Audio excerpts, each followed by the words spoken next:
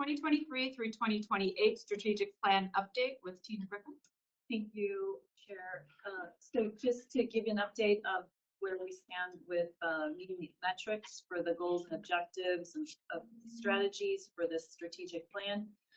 Last metrics were provided on September at the January meeting through September 30th of 24, and so this is just an update. And you'll notice that updates are highlighted with bold and italics.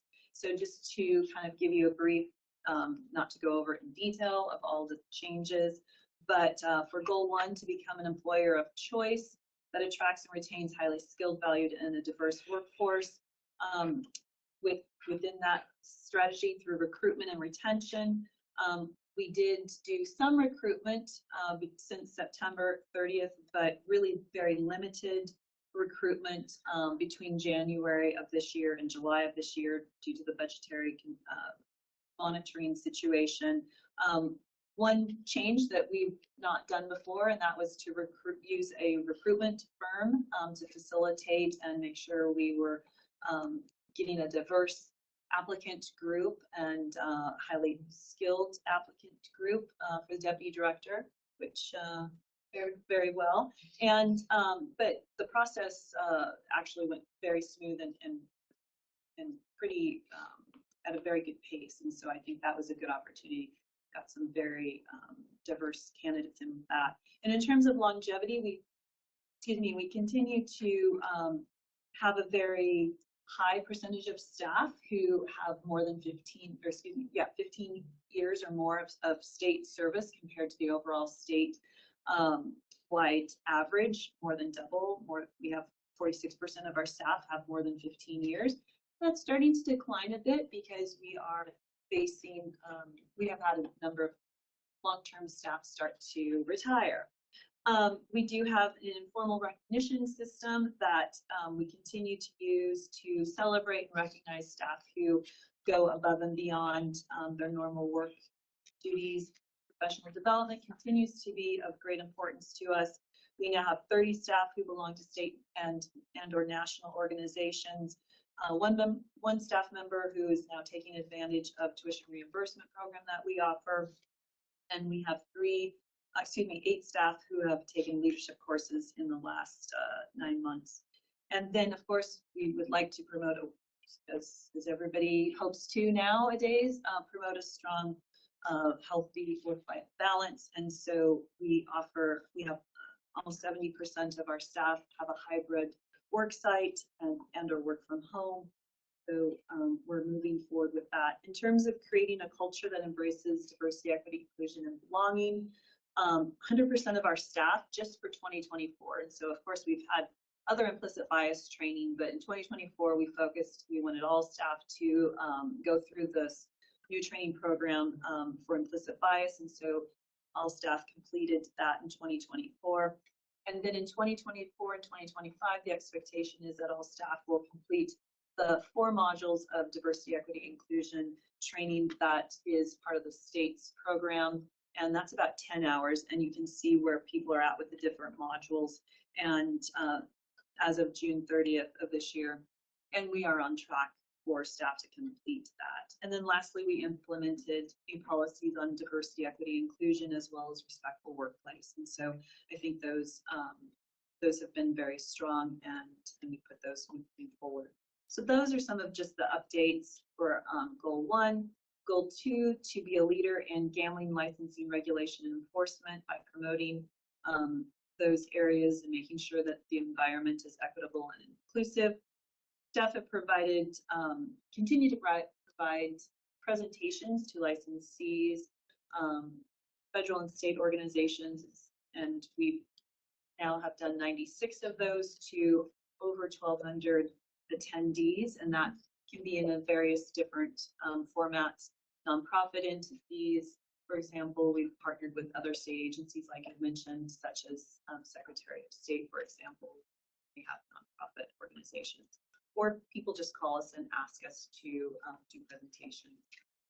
We also have now 7 staff members who are part of a board of national organizations, and also to make sure that we're able to effectively communicate with those that we do business with and we engage with. We are now using an interpreter, and so that information is available to all of our staff, and we have now used those interpretive services 20 times to facilitate our conversations with applicants, licensees, and or times then with those that we are conducting enforcement actions on. Also continue to increase our engagements with tribal partners and stakeholders.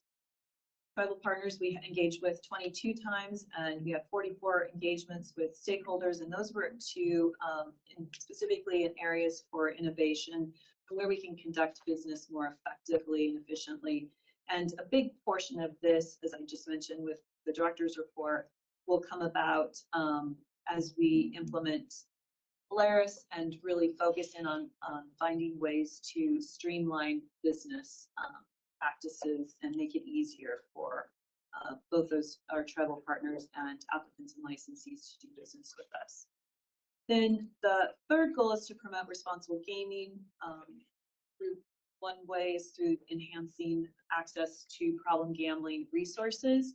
And we had those new posters developed in conjunction with the Evergreen Council Problem Gambling that provide resource outlets. And those new posters were distributed to over 2,400 licensees as well as our tribal partners throughout the state. So that was a big bonus with that goal. And then for goal 4, strengthen partnerships with governmental agencies, licensees, and the public.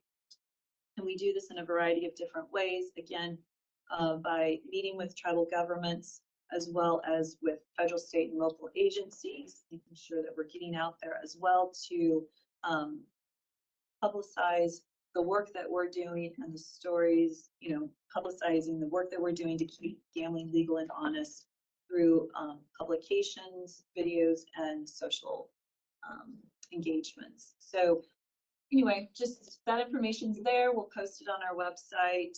And then if I could just take a few minutes and reflect during the development of the strategic plan a few years ago, commissioners did indicate that they may want to come back after a few years and just check in and see if any adjustments to the strategic plan were needed, and if they still were reflective of where the commissioners wanted to make sure the agency was addressing the areas at that time.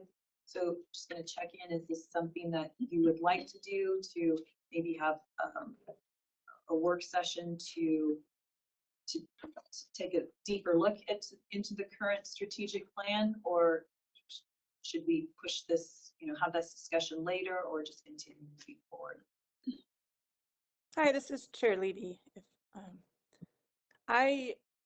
This is something that I think that we should potentially start to focus on, because we have a couple newer commissioners, and hopefully we'll be getting another one in the near future. And so I think the strategic plan that we have currently is pretty good, but I think it would be nice to have, commissioners who are going to be on for the next several years moving forward kind of add to it and see where the commission, I think the commission changes when you have a kind of a whole new group come in.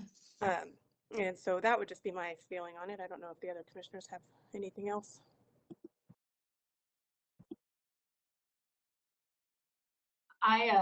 This is Vice Chair Lawson. I was here when we developed the strategic plan, and I think that most of the points here are still relevant, but I agree with Commissioner Levy, or with Chair Levy, that we have had a bit of turnover on the commission, and that it might be good, maybe not right now, but maybe once we are fully staffed again, to just sort of review and see if we need to make any tweaks.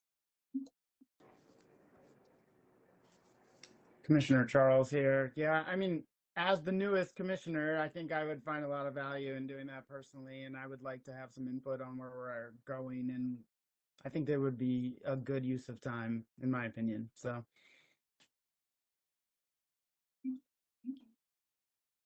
Okay, so I think what I'm hearing is we'll wait till we have a full commission, and then I'll just check back in